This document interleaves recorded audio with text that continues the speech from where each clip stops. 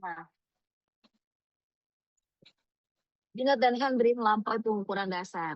Ini menggeser fokus dan sektoris di provinsi. Jadi Bapak Ibu sampai di slide berapapun, kalau Bapak Ibu kayak nggak ngerti, tanya aja langsung.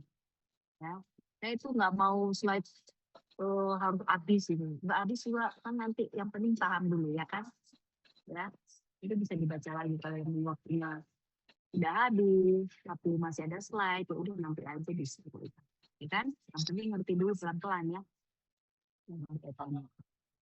Lalu tanya, langsung kita jawab, langsung kita diskusi. Kalau ada Bapak Ibu yang bisa tahu jawabannya juga, boleh diskusi ya. Nah, kritik pendekatan tradisional menolak ketergantungan pada tes sensorik motorik yang dianggap terlalu sempit dan gagal menangkap esensi kecerdasan manusia. Ini Bainat dan Henry ya, melampaui pengukuran dasar katanya. Ingatan, evaluasi kemampuan individu dalam melakukan retensi dan produksi informasi. Jadi kalau disimpulkan informasi juga, kadang-kadang ingatan itu mempengaruhi informasi, lupa atau apapun itu ya. Atau ya tetap harus digali. Lalu atensi atau perhatian, penilaian daya konsentrasi dan fokus mental dalam menyelesaikan suatu tugas. Jadi kalau merasa sudah fit, ya tidak mood, lagi banyak memikirkan sesuatu, jadi tidak fokus. Dan ini juga bisa mempengaruhi satu pengukuran. Nah, pemahaman, pengukuran kapasitas untuk menangkap makna, logika, dan konteks dari situasi. Jadi yang tadi ya, kadang-kadang nggak mengerti ya makna di balik pertanyaan. Tidak memahami. Lalu imajinasi, peninjauan kemampuan kreatif dan mental yang mendalam. Ini pengukuran dasar dari Bainat dan Henry. Dia menggeser fokus ya dari sensoris motorik ke kognisi kompleks. Jadi dia dari sensoris motorik dia ke kognisi, ke kognitif, kepikiran. Ini Alfred Bainat fokus pada pengembangan metode untuk mengukur fungsi mental yang kompleks dalam memahami kemampuan intelektual individu. Jadi tujuan utama dia adalah mengidentifikasi kebutuhan pendidikan anak secara individual. Jadi gaya belajarnya anak tersebut, ya cara belajar kan biasanya anak itu kan nggak semuanya nggak bisa, tapi gaya belajarnya yang berbeda. Sampai hari ini pun saya berbeda dengan Bapak Ibu cara belajar. Saya itu lebih suka saya benar-benar pertemuan, ada pertemuan offline, visual gitu, langsung bertemu dengan gerakan pengajar ya, itu saya menilai dan saya cepat memahami daripada Zoom kalau saya gitu. Apakah Bapak Ibu gaya belajarnya sama dengan saya atau berbeda? Ada juga teman saya gaya belajarnya mendengar aja, nggak usah lihat-lihat, juga dia cuma dengar pembakaran. Ya. Nah, jadi bukan dia tidak bisa atau bisa, memang kadang-kadang gaya belajar itu berbeda-beda. Ya, ada yang langsung praktek lebih cepat mengerti, ada yang hanya mendengar, ada yang tes dulu, dia hafal, dia pahami, baru dia bisa ikut tes. Cuma kan sekarang kan itu, ya udah. Cuma sekarang kan memang kurikulum merdeka ya, jadi lebih dilihat dari aktivitasnya gitu kan, jadi lebih bagus lah. Bukan yang teori, terus dihafalin, walaupun nggak paham, yang penting jawabannya benar. Gitu, seperti itu. Nah, warisan Bapak Alfred ini adalah mengembangkan skala Binet-Simon yang menjadi dasar bagi tes IQ modern dan disiplin psikometri. Ini yang pertama ya. Yang pengembangan dari skala Binet-Simon ini menjadi dasar tes IQ. Jadi ini ada case study, ya, case study, maya dan rasa. Observasinya seperti ini. Perbedaan kecepatan belajar. Maya cepat memahami konsep baru. Raka membutuhkan pengulangan untuk menguasai materi. Mengapa label tidak pintar tidak tepat? Yang saya sudah jelaskan tadi ya, baru saja adalah kecepatan belajar tidak sama dengan kecerdasan. Dan setiap individu memiliki gaya dan ritme belajar yang berbeda.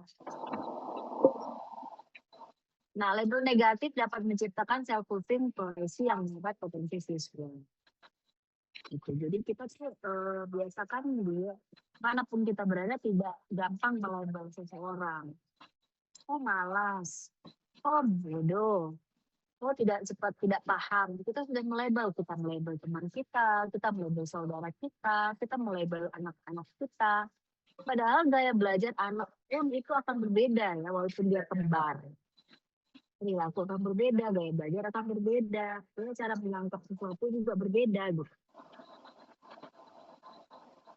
Jadi jangan cepat-cepat, jangan melabel.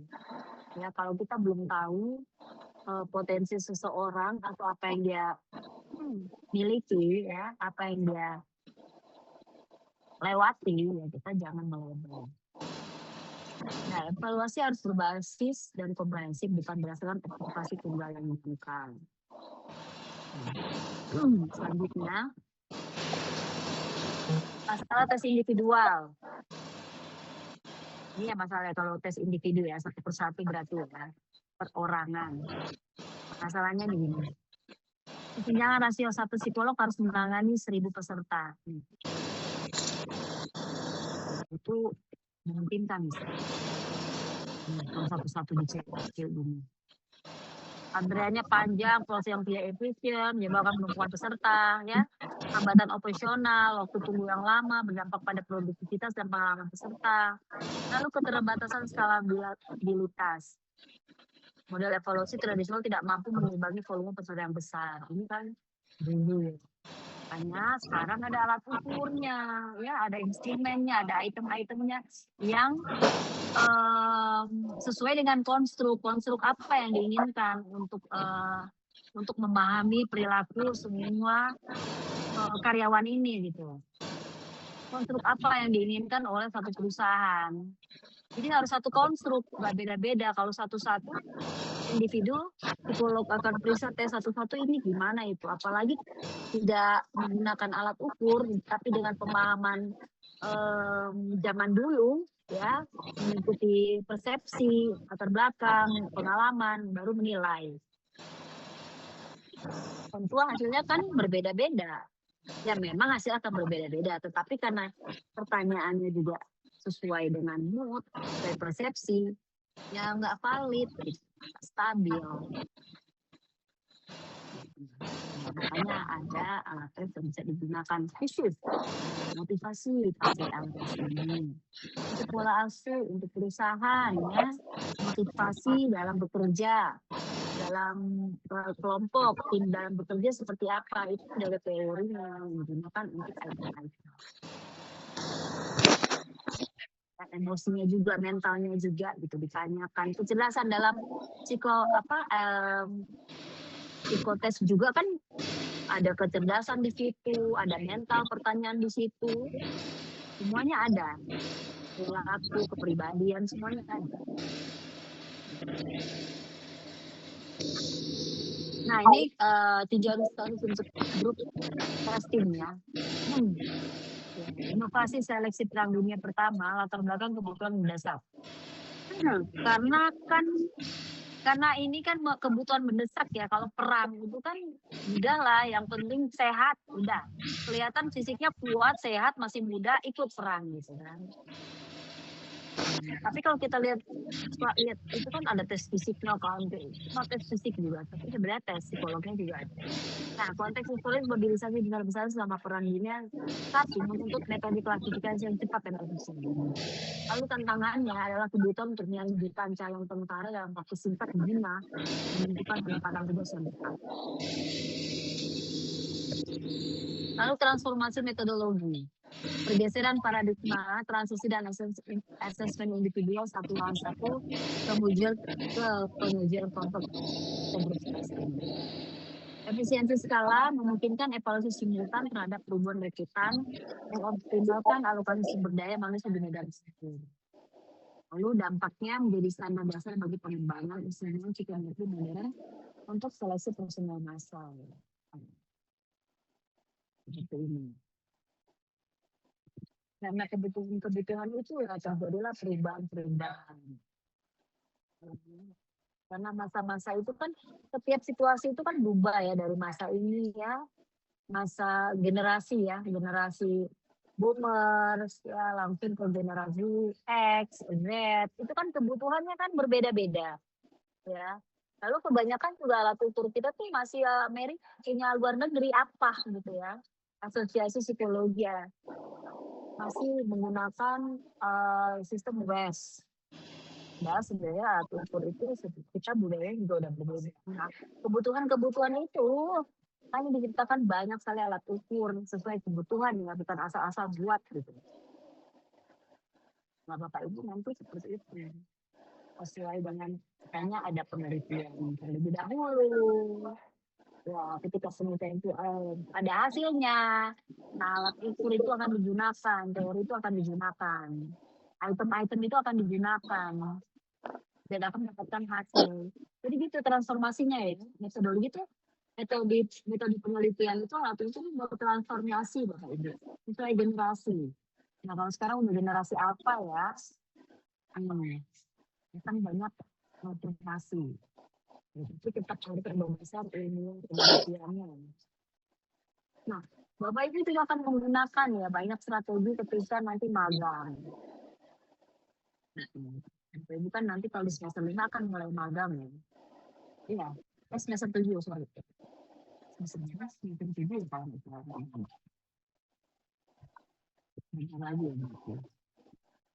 Kita magang di satu tempat yang Bapak Ibu itu akan rujukan ya. Gitu. Nanti akan bertemu dengan banyak klien karena harus mengumpulkan sampai 200 jam. Oke. Nah, ini lagi dari Robert Americus dan Group Posting. Revolusi pengukuran psikologis. Dia banyak peserta, kemampuan menguji ratusan individu sekaligus. Group Posting media ini, Robert. Lalu administrasi bersama, prosedur seragam untuk strategi waktu dan sumber daya. Respon pengumpulan data jawaban secara terstruktur, skor penilaian kuantitatif objektif, klasifikasi penempatan individu berdasarkan hasil skor yang terukur. Nah ini masih sampai sekarang masih di soal begini.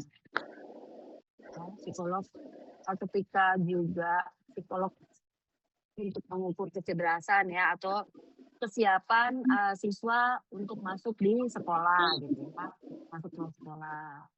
TK, SD, SMP itu ada tesnya. Nah, menggunakan ini reflecting.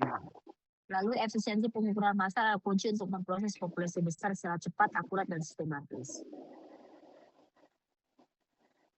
Ya, mungkin kita lagi mempelajari tentang sejarah pengukuran. Ini itu seperti apa sebenarnya ini.